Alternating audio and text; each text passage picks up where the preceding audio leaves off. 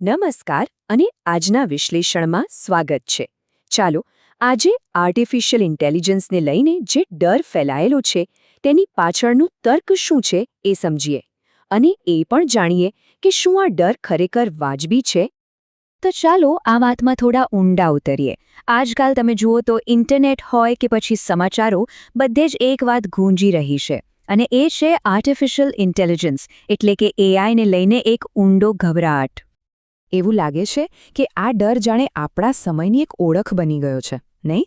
Technology વિશેની કોઈપણ ચર્ચા કરો, આ મુદ્દો આવી જ જાય છે. પણ સવાલ એ છે કે શું આવો ગભરાટ આપણે ઇતિહાસમાં પહેલીવાર જોઈ રહ્યા છીએ? જાણીતા વિચારક ડેવિડ ડ્યુશ આના પર એક રસપ્રદ વાત કહે છે. એમના મતે સમાજ ઘણીવાર આવું જ કરતો હોય છે. કોઈ એક ચોક્કસ ભય પર એટલું બધું ધ્યાન કેન્દ્રિત કરી દે છે કે બીજું કશું દેખાતું જ નથી. યાદ છે ને, એક સમયે પરમાણુ યુદ્ધનો ડર હતો, પછી કોઈ મોટા રોગચાળાનો ગભરાટ. આ કંઈક એના જેવું જ છે. તો આ જે એઆઈનો ડર છે એ કંઈ એમ જ નથી ફેલાયો. એની પાછળ એક ચોક્કસ તર્ક છે. પણ હા, ડ્યુશના મતે આ તર્ક જ ભૂલ ભરેલો છે. તો ચાલો હવે એ જોઈએ કે લોકો કઈ રીતે વિચારી રહ્યા છે. કઈ રીતે એક સામાન્ય ચેટબોટથી શરૂ કરીને વાત છેક દુનિયાના વિનાશ સુધી પહોંચી જાય છે. જુઓ, સામાન્ય રીતે લોકો શું માની રહ્યા છે કે આજનું જે એઆઈ છે એ બસ ધીમે ધીમે એ જ રસ્તા પર વધુને વધુ સ્માર્ટ બનતું જશે અને એક દિવસે એટલું સ્માર્ટ બની જશે કે એ બની જશે એજીઆઈ એટલે કે આર્ટિફિશિયલ જનરલ ઇન્ટેલિજન્સ. અને પછી એને કોઈ કંટ્રોલ નહીં કરી શકે. આ વાત તો એવી થઈ જાણે કોઈ ડેટા એન્ટ્રી મશીનને આપણે બસ ડેટા આપતા જ જઈએ અને અચાનક એક વૈજ્ઞાનિક બની જાય અને પછી દુનિયાનો નાશ કરી નાખે. પણ આખી વિચારસરણીમાં એક બહુ જ મહત્વની વાત રહી જાય છે અને એ છે નવા વિચારો પેદા કરવાની ક્ષમતા એટલે કે ક્રિએટિવિટી. અને અહીંયા જ ડ્યુશનો સૌથી મહત્વનો મુદ્દો આવે છે. એ કહે છે કે આપણે એક જ પ્રકારની બુદ્ધિની વાત નથી કરી રહ્યા. આપણે બે બિલકુલ અલગ અલગ વસ્તુઓ વિશે વાત કરી રહ્યા છીએ. અહીંયા જે તફાવત છે ને એ બહુ જ રસપ્રદ છે. જુઓ, એઆઈ શું કરે છે? એ આપણી પાસે જે ડેટા છે, જે માહિતી છે, એને પ્રોસેસ કરે છે, એમાંથી તારણો કાઢે છે. એ એક એકદમ શક્તિશાળી સાધન છે. પણ એજીઆઈ? એ તો માણસ જેવું જ હશે. એ દુનિયા વિશે કંઈક તદ્દન નવું, કોઈ નવો વિચાર, નવી સમજૂતી બનાવી શકશે. એટલે જ ડ્યુશ એકદમ સ્પષ્ટ શબ્દોમાં કહે છે કે એઆઈ અને એજીઆઈ એ એક જ લાઇનમાં આગળ પાછળ નથી. ના, એ બંને તો એકબીજાથી તદ્દન વિપરીત છે. એમની કામ કરવાની રીત જ અલગ છે.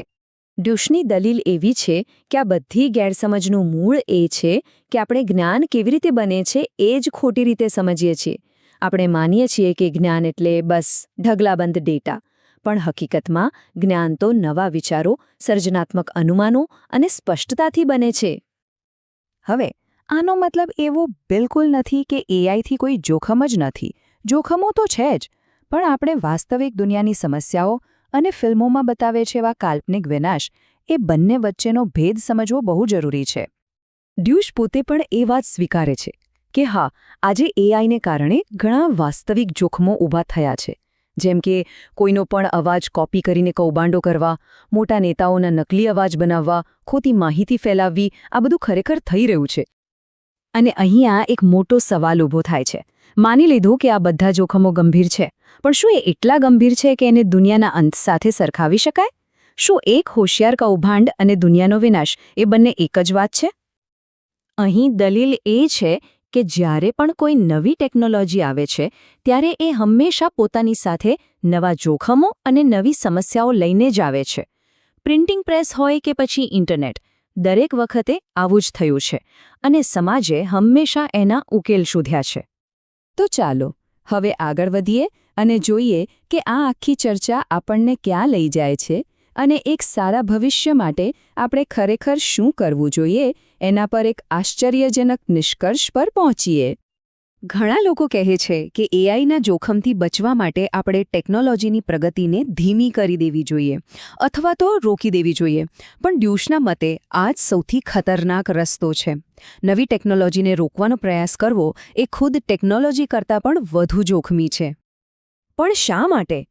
કારણ કે સમસ્યાઓનો ઉકેલ લાવવા માટે આપણને જે જ્ઞાન અને જે સાધનો જોઈએ એ પ્રગતિમાંથી જ મળે છે. પછી ભલે એ સમસ્યાઓ જૂની હોય કે પછી કોઈ નવી ટેકનોલોજીથી ઊભી થયેલી હોય. અને આના પરથી આપણને અંતિમ શીખ મળે છે. જો આપણે પ્રગતિ કરવાનું બંધ કરી દઈશું તો આપણો વિનાશ પાક્કો છે. કેમ કે સ્થિર રહેવાનો મતલબ સુરક્ષા નથી.